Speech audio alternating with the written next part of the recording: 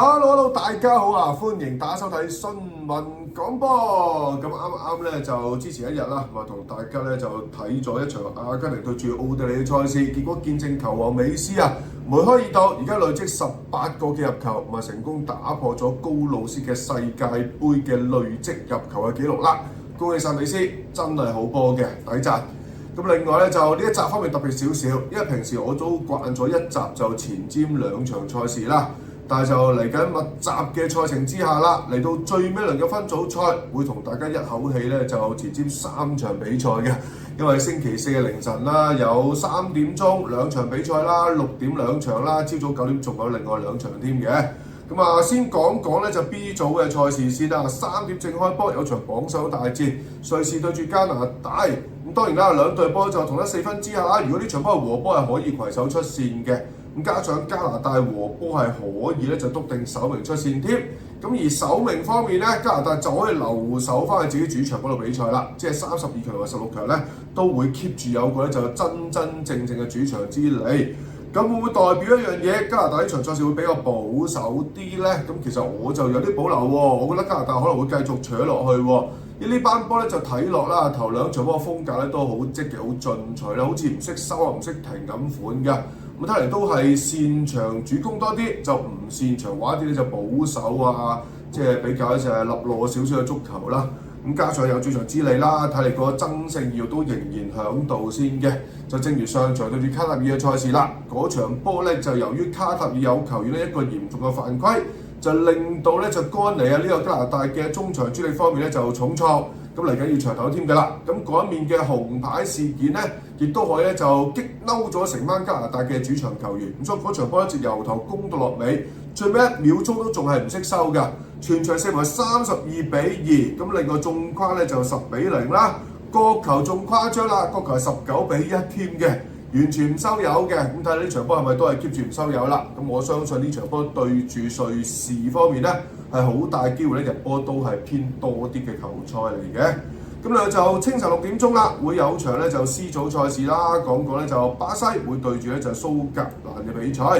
咁上場就好開心啦，巴西叫做咧就踢出翻一個強隊嘅本色先啦。咁亦都喺個進攻作方面啦，正如我之前有一集所講啦，我都希望古亞可以擔正就取替呢個伊哥泰亞高。咁結果就真係喎，肥安就用咗隻古亞擔正都係好生性啊！古亞演出相當之好啦，咁好多靚嘅走位亦都咧就有精彩入波啦。同埋嗰場賽事巴西都打得係比較簡單少少嘅，即係冇太多咧就花拳繡腿啊、短傳入滲嗰啲，就反而中間中路位置咧就即刻就送啲所謂嘅 vertical pass 啊，12點鐘方向嘅直線傳送或者一啲係過頭甩波啊、長傳等等啦。就希望俾到就古亞或者其他嘅球可以咧就靈活變通地呢個走位，亦都可以成功突破到嘅。估計呢場波啦，巴西應該就未必會有太大咧就進攻組合上面嘅改變住，咁應該會 keep 翻好似差唔多上場咁樣嘅組合啦。加上對手蘇格蘭都俾人感覺啦，戰鬥力真係比較一般，成個球隊陣容嘅拼圖方面亦都比較參差少少嘅。對住摩洛哥嘅賽事啦，當時蘇格蘭都係0-1就不敵呢個摩洛哥，全場嘅射門咧係6次起腳就0次中籠嘅，亦都表達咗一樣嘢啦。球隊嘅創造力同埋組織力方面咧係非常之有限公司嘅球隊嚟嘅。咁我估呢場賽事咧就巴西係可以咧就輕取對手蘇格蘭嘅。咁最後就講埋 A 組添啦，就朝頭早9點鐘開波啊，係咪講翻場咧就主辦國嘅賽事啦。墨西哥就對住咧就捷克嘅比賽，咁墨西哥就已經篤定咗首名㗎啦，因為佢哋即係今屆改制啦，如果同組嘅球隊同分的話，係會先計對賽，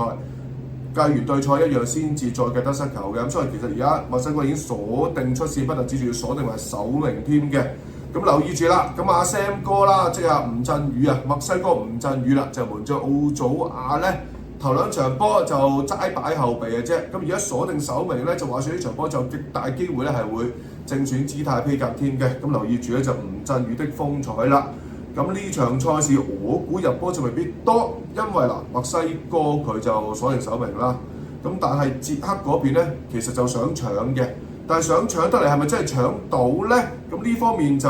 有啲疑問啦，因為之前2場俾人感覺捷克好似冇乜進攻板斧啦。咁主要都係靠一啲加油球嘅戰術啦，一下就手榴彈入波啦。第一場賽事，第二下就一個好機警嘅快開交球嘅戰術啦，就早發快等埋嚟，結果就何成都就善用咗界外球沒有越位嘅規則方面啦，就乘機咧就提前突破咗對面嘅南非嘅後防線，最後先至咧就轉眼之間製造到第一個入波，入球者就係呢個沙迪力嘅助攻嘅。